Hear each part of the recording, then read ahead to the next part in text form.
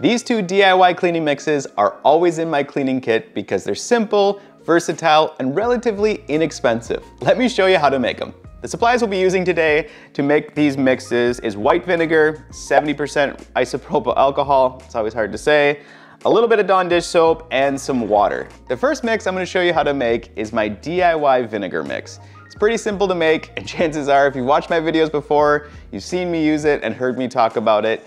Simply mix 1 cup of white vinegar, 1 cup of water, and about a teaspoon of Dawn dish soap or just a few drops. Shake it up really good in your spray bottle, make sure everything's nice and mixed together, and you're all set. Now you might be wondering, why is this DIY mix so effective and why do I always talk about it? Let's break it down. First, vinegar is a great non-abrasive cleaner and it's acidic. Now it's not going to be too strong to damage your household items, but it's strong enough to cut through that tough grease and grime. Second, the few drops of Dawn work great as a surfactant, which is literally a soap that helps cling and bond to that grease, grime, and whatever it is you're cleaning. And by diluting the vinegar with water, you ensure that the vinegar is not going to be too strong in your home, and let's be real, not too stinky either. Now this mix is truly a general purpose cleaner that can be used in a variety of places around your house. You can use it in your kitchen, where I am right now, in your bathroom, on your windows. What I really like about vinegar is it does an amazing job to break down that hard water and kind of mineral deposits that tend to build up in areas, especially like your bathroom, on your glass shower doors, or your tub surround. This does a great job to cut through that and help you break that down. Now, the other thing that I absolutely love about vinegar is that it's an awesome deodorizer.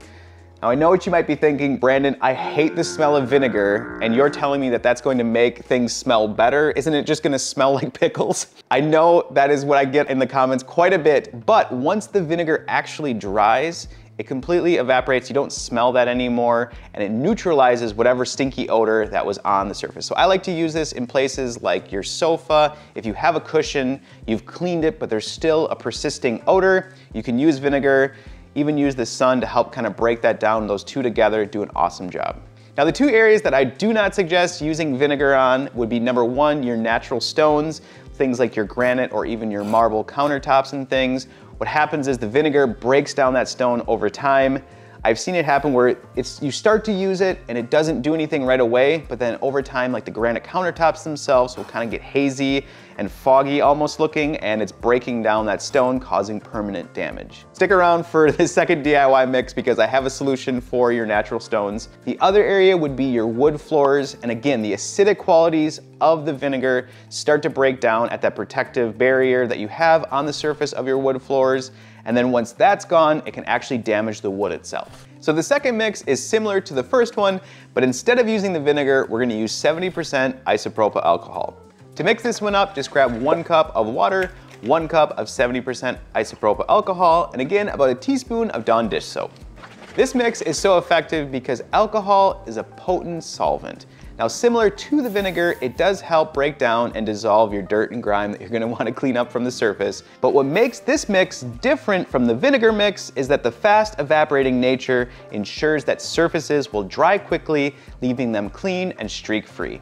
Now, I also use Dawn in this mix for the same reason I use it in the first mix. It just is a great degreaser and will get anything that the alcohol leaves behind. Now, where do I like to use this mix? Well, it's very similar to the vinegar mix, but I kind of view it as my more gentle DIY cleaner because I can use it on things like fabrics that can be cleaned with water, electronics. You can also use it on countertops that are natural stone, like your granite and even marble, along with using it on things like quartz. It's just a little gentler than the vinegar because it's not so acidic, so I kind of rotate this out and use it in areas where I'm not quite sure if I want to use the vinegar.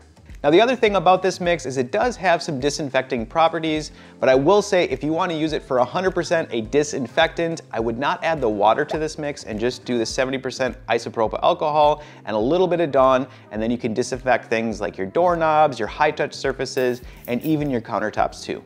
Now I will say there is one thing to keep in mind when using alcohol is it can discolor and cause damages to some surfaces. Now the way around this is I always suggest to test an inconspicuous area. If you're not sure, spray it on, let it sit for a little bit and see how it reacts. If it doesn't change, you're good to go and keep cleaning with that mix. And there you have it. Now you know how to make both of my favorite DIY cleaners, and hopefully after watching this video, they become your favorites too.